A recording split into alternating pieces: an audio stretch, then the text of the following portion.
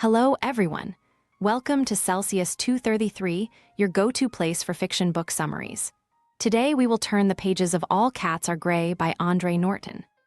All Cats Are Grey is a 1953 science fiction short story by Andre Norton, a prominent author known for her works in science fiction and fantasy. The story, set in the vast expanse of space, features Steena, a seemingly unremarkable woman, and her gray tomcat, Bat, as they embark on a space adventure aboard a haunted derelict ship, the Empress of Mars. Norton's tale blends mystery, intrigue, and an understated heroism, bringing a unique twist to the concept of space exploration and danger. Plot summary. In the dim recesses of a smoky spacer bar, unnoticed by most, sat Steena, her appearance as gray and indistinct as the well-worn clothes she always wore. To those who didn't know her, she was simply another face in the crowd of space travelers, blending into the background. But those who knew the spaceways recognized her for the treasure she was, an expert on the big calculators used in space navigation, with a memory as sharp as a master, navigator's charts, and a talent for listening, always listening. In the spaces where others saw only emptiness, Steena found opportunity. Her constant companion was Bat, a large gray tomcat who matched her quiet, shadowy existence. The two were inseparable, an odd pair drifting through the far reaches of the galaxy, content in their own company. Bat was no ordinary cat, and Steena, with her detached, calculating mind, never seemed to question the intuition that often drove their strange partnership. One evening, the calm of the bar was disrupted by the arrival of Cliff Morin, a once successful spacer who had fallen on hard times. His ship was on the brink of repossession, and his prospects seemed to shrink with every drink he took. Morin was desperate, at the edge of losing everything, when Steena approached him with a proposition that would change both their fates. It was the mere mention of the Empress of Mars that pulled Cliff from his brooding.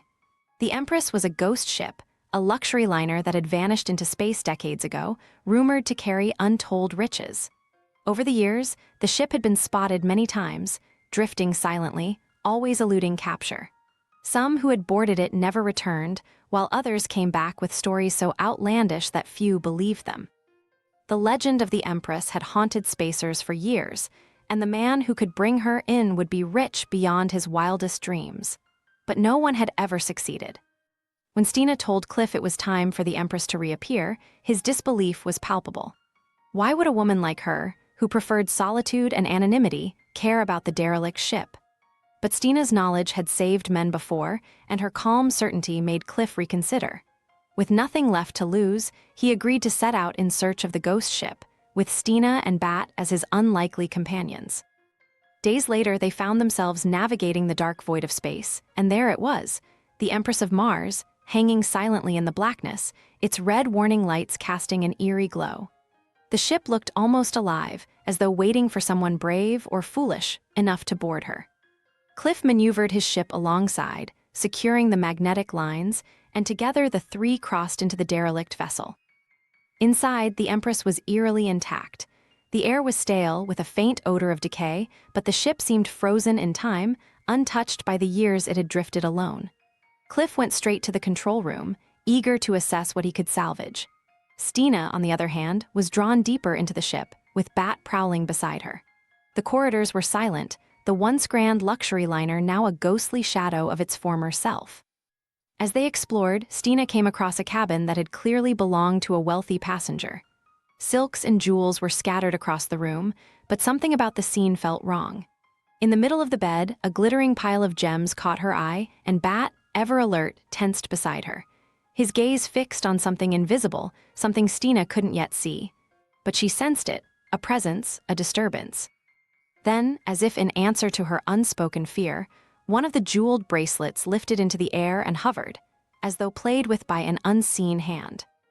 Bat growled low in his throat, the fur along his spine standing on end. Whatever it wasn't human, and it wasn't friendly. Steena, with her colorblind eyes, suddenly understood. The creature that haunted the Empress existed outside the range of normal human sight.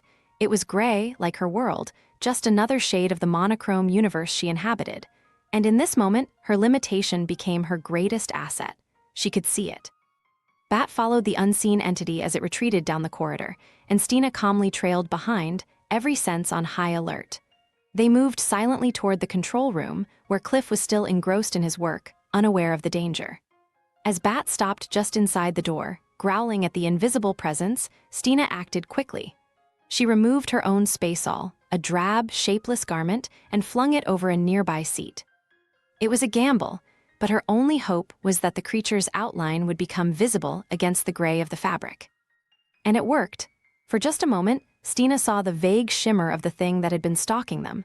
Without hesitation, she called for Cliff's blaster, aimed carefully, and fired. The creature vanished in a puff of ash, leaving behind only a faint, oily stench. Bat relaxed, and Steena knew the danger had passed. Whatever had made the Empress a ghost ship was now gone. 2 weeks later, Cliff, Steena, and Bat returned the Empress of Mars to a lunar quarantine station.